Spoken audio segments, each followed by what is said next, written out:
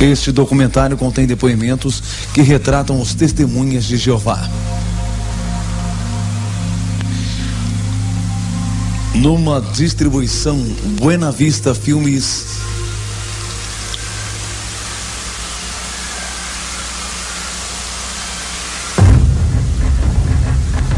Testemunhas de Jeová, uma organização de falsos profetas.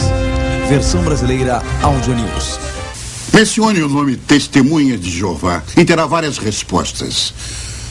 Normalmente vem à mente a imagem de duas pessoas batendo à sua porta em horas inconvenientes, avisando que o fim do mundo está próximo.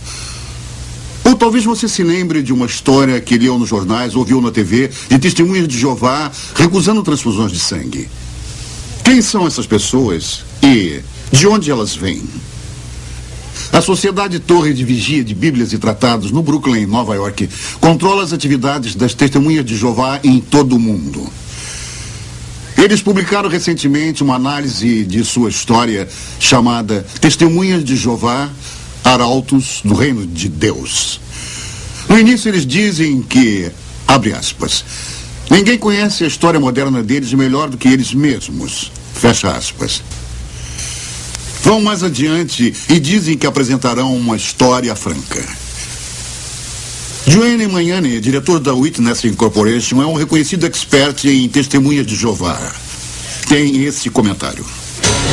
Deveríamos esperar, diante das afirmações feitas pela Sociedade Sentinela na introdução desse livro, que apresentarão a verdadeira história da organização. Na página 178, eles afirmam que é preciso honestidade em tudo que fazem.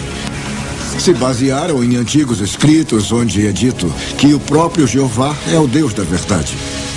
Eles prometeram honestidade neste livro, mas será que cumprem a promessa? Encobrindo a verdade. David Riccaboni é lembrado por seus serviços prestados durante muito tempo à sociedade, imprimindo a revista Sentinela. Aqui ele é visto no filme Sociedade do Novo Mundo em Ação, de 1963. Uma coisa que me impressionava como testemunho de Jeová era a dificuldade em admitir os erros. Eu achava ótimo naquela época. Eu sabia que a sociedade tinha errado no passado, quando marcou datas para o fim do mundo e algumas eu acompanhei as maiores modificações na doutrina e às vezes me sentia chateado, mas desde criança me diziam que esse era o jeito de Jeová rever a nova vida da organização. Testemunhas de Jeová são frequentemente descritas como um culto, mas de fato negam que seja um culto em sua publicação oficial, a Sentinela. Em sua opinião, Sr. Magnani, eles são mesmo um culto? Sim, testemunhas de Jeová se encaixam perfeitamente na definição de culto, apesar de negarem. Um culto sempre tem uma figura central forte que possui autoridade absoluta. Eles admitem no livro dos Arautos que o culto foi desenvolvido em torno de Charles Taze Russell, seu fundador.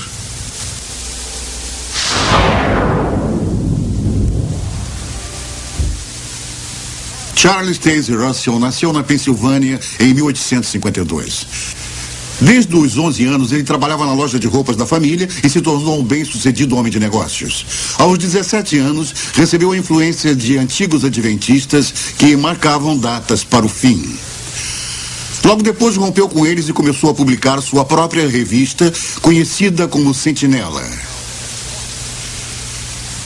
Cresceu rapidamente, mas seus problemas de verdade estavam em casa. Em 1916, depois de várias batalhas conjugais, Russell se divorciou de sua esposa Maria. Em vez de dividir seus bens pessoais com ela, ele transferiu todos para a Sociedade Sentinela de Bíblias e Tratados, que ele controlava totalmente. Esse livro menciona a transferência em pé de página, mas não lemos aqui o óbvio. O pastor Russell traiu a sua esposa. O livro menciona repetidas vezes que o pastor Russell não foi apontado como adúltero, mas só porque sua esposa não o acusou de adultério.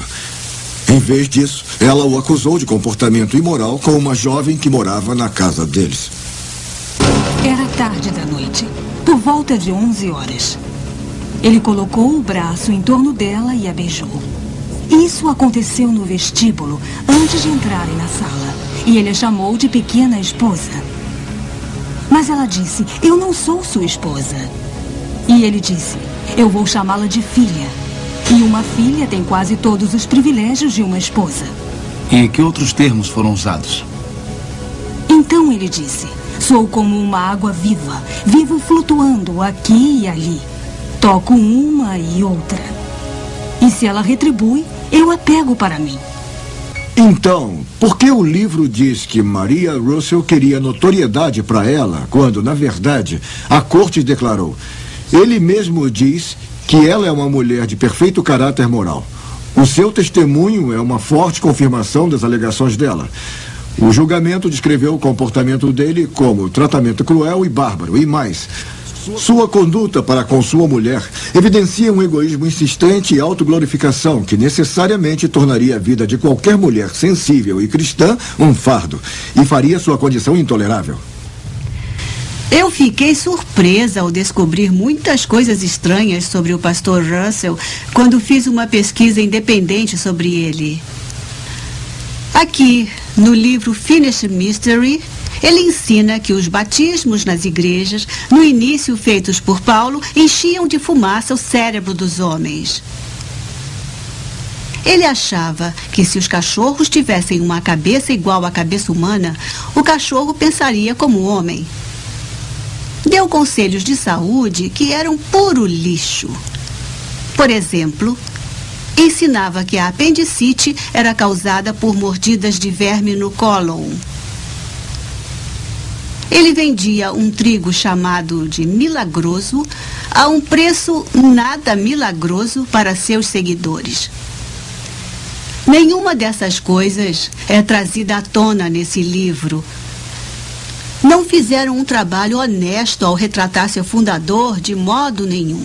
Estamos preparados para documentar que Charles Russell acreditava que ele era o canal de comunicação entre Deus e os homens. Ele até mesmo se autodenominava a boca de Deus. Está acreditado aqui no livro Finished Mystery, escrito após sua morte. Diz que Russell é encarregado do paraíso. Tradução do Novo Mundo. A Bíblia produzida pelas Testemunhas de Jeová, chamada Tradução do Novo Mundo, causou muita controvérsia. O livro dos Arautos afirma que é uma tradução literal que apresenta fielmente o que está nas escrituras originais e que todo o comitê de tradução era de ungidos espíritos cristãos, mas não revelaram seus nomes. Meu último marido, Bill, estava no quartel-general da Sociedade Sentinela trabalhando na tradução do Novo Mundo. O ex-presidente Fred Franz foi o principal responsável por essa tradução. Não era doutor e muito menos erudito em grego. E só tinha cursado 2 anos da universidade. Não havia eruditos. Eu sei porque conhecia todos pessoalmente. A suposta tradução foi escrita para refletir a doutrina pessoal deles.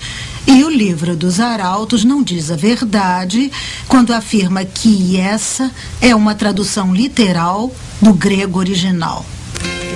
O único grego original que conheço é Jorge Ganges, do Comitê Secreto de Tradução. E ele não era erudito, disso eu tenho certeza. Ele mesmo me contou que antes de juntar-se a nós era cozinheiro em Columbus, em Ohio.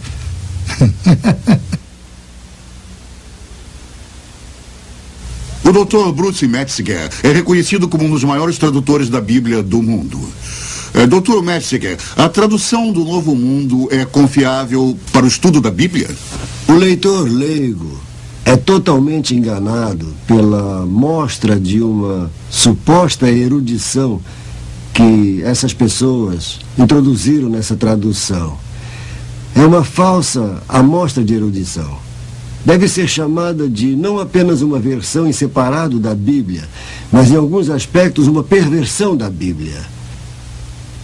Eles usam a palavra Jeová 237 vezes no texto do Novo Testamento e não aparece nenhuma vez em nenhum dos manuscritos gregos conhecidos. Eu não acho que essa seja uma erudição responsável. Mas ainda pior, em relação à pessoa de nosso Salvador Jesus Cristo, tentaram todas as vezes que podiam denegrir o status de Cristo de eterno Filho de Deus para um ser criado.